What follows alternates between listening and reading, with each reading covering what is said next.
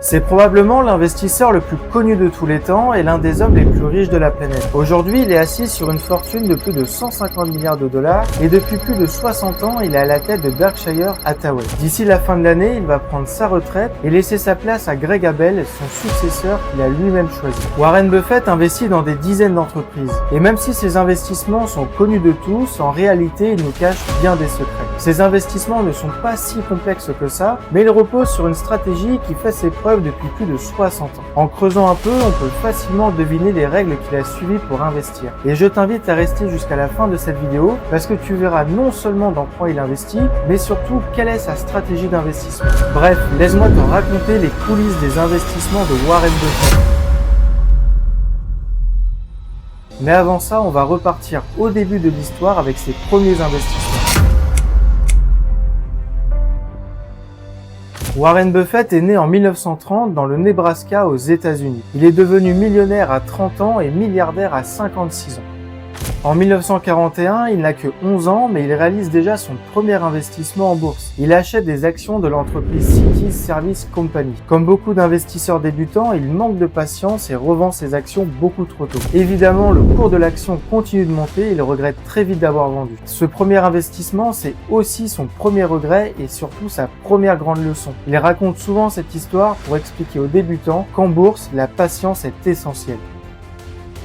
En 1943, il a seulement 13 ans et il décide de commencer à travailler en tant que livreur de journaux pour gagner ses premiers salaires. Warren Buffett est connu pour ses investissements en bourse et on pourrait croire qu'il n'a fait que ça de sa vie, mais la réalité est bien différente. En 1945, il réalise son premier investissement physique. Il achète des terres agricoles qu'il décide de louer à des fermiers de sa région. Donc très tôt, il comprend déjà ce qu'est un actif qui génère des revenus. En 1947, il achète un flipper d'occasion pour 25 $. Il l'installe dans un salon de coiffure près de chez lui et c'est un véritable succès. Les clients jouent, le flipper encaisse et Buffett, lui, gagne de l'argent grâce à toutes les parties qui sont jouées. Et comme ça marche bien, il décide de développer l'activité en achetant d'autres flippers qu'il décide de placer dans différents commerces. Après les avoir exploités pendant plusieurs mois, il les revend avec une plus-value et choisit de se concentrer sur ses études. Et justement, ses études vont lui faire rencontrer quelqu'un qui va changer sa vie d'investisseur.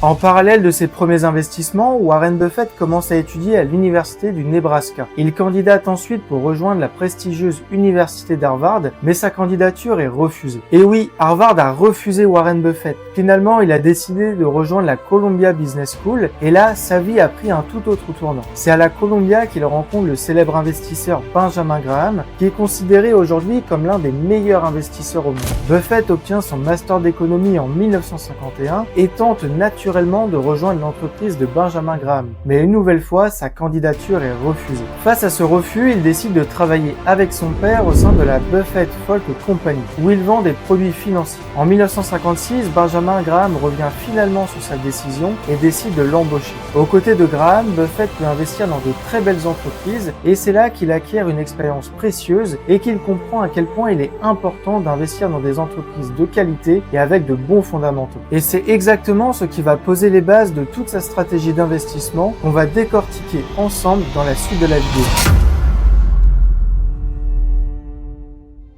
En 1962, Warren Buffett dirige déjà plusieurs fonds d'investissement. Il gère plusieurs millions de dollars et en 1965, il décide d'acquérir Berkshire Hathaway qui, à l'époque, est une simple entreprise industrielle spécialisée dans le textile. Pour que tu te rendes compte de l'évolution de son capital, en 1956, le capital de Warren Buffett est d'environ 100 000 $. En 1969, après plusieurs années d'investissement et de succès, son capital dépasse les 30 millions de dollars. Buffett va ensuite faire disparaître complètement l'activité textile de Berkshire Hathaway pour transformer l'entreprise en véritable groupe financier et d'investissement. À partir des années 1970, son objectif est clair, trouver des entreprises sous-évaluées mais bien gérées pour y investir et profiter d'une potentielle plus-value sur le long terme. Même avec un capital déjà énorme, Warren Buffett ne s'arrête pas. Il continue de réinvestir la totalité de ses gains sur des entreprises leaders en plein développement comme Coca-Cola qui restera l'un de ses meilleurs investissements de tous les temps. Concrètement, sa stratégie stratégie d'investissement, elle repose sur plusieurs grands principes. D'abord, Buffett cherche des entreprises sous-évaluées avec un fort potentiel de croissance à long terme, qui sont bien gérées, de grande qualité et avec des fondamentaux solides. Il accorde une grande importance à l'analyse financière, il regarde en priorité les bénéfices, le niveau d'endettement, la trésorerie et la croissance des profits dans le temps. À l'inverse, il évite d'investir dans les entreprises qui ont trop de dettes, une concurrence très agressive ou des activités qui sont exposées à une réglementation qui est forte. Sa stratégie, elle est simple sur le papier, mais elle demande énormément de discipline et surtout une vision à long terme. Warren Buffett est aussi connu pour investir massivement quand les marchés sont en baisse. Pour lui, une baisse des marchés, c'est une opportunité d'investissement, pas une catastrophe. Aujourd'hui encore, alors que les marchés sont proches de leur record historique, Berkshire Hathaway détient plus de 300 milliards de dollars de liquidités qu'il peut décider d'investir à tout moment, si une opportunité se présente. En résumé, la stratégie d'investissement de Warren Buffett repose sur la recherche d'entreprises solides avec des avantages compétitifs durables et des perspectives de croissance à long terme. Et surtout, il reste patient, très patient.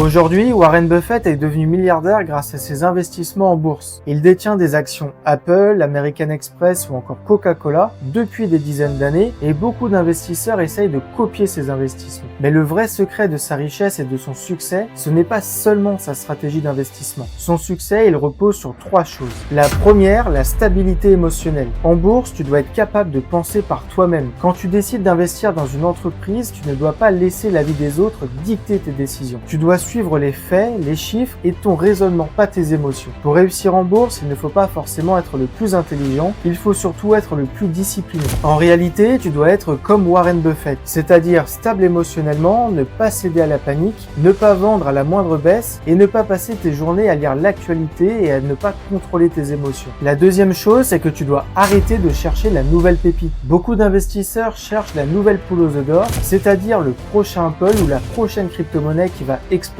Et c'est une énorme erreur. La meilleure chose que tu puisses faire, c'est d'investir dans ce qui fonctionne déjà ou tout simplement investir régulièrement dans un ETF S&P 500. Et c'est d'ailleurs ce que Warren Buffett recommande à la plupart des gens. Avec un ETF, tu n'as pas besoin de suivre l'actualité en permanence et tu n'as pas non plus à choisir des actions individuellement. Et même avec ça, tu peux faire partie des meilleurs investisseurs à long terme. Tu peux même faire mieux que la majorité des investisseurs simplement avec de la régularité et beaucoup de patience. La troisième chose, c'est que personne ne veut vraiment s'enrichir à long terme. Beaucoup de personnes veulent devenir riches, de plus en plus en font un objectif de vie dès leur plus jeune âge, mais la plupart veulent s'enrichir vite, alors que l'investissement en bourse est un travail à long terme. Si tu n'es pas prêt à patienter, à investir année après année et à traverser des phases de hausse et de baisse, alors tu ne dois pas investir en bourse.